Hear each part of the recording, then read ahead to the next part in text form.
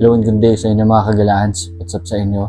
Sa mga kapatid natin sa Bicol region, particularly sa Naga, marahay na aga, marahay na udto, marahay na hapon, o marahay na banggi sa Indogabos kung nasan man kayo ngayon. As of this moment po, yung bagyong Christine ay nananalasa po sa area na yan.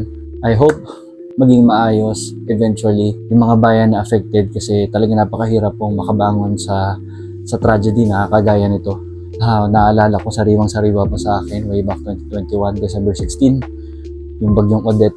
Napakahirap naging sitwasyon namin dun sa Siargao Island. And ngayon, same scenario na nararanasan ng ating mga kababayan sa Bicol region. Lalong-lalo na sa Naga, nung nakita ko sa balita yung mga naging aftermath ng bagyo. Devastating talaga. And in my own little way,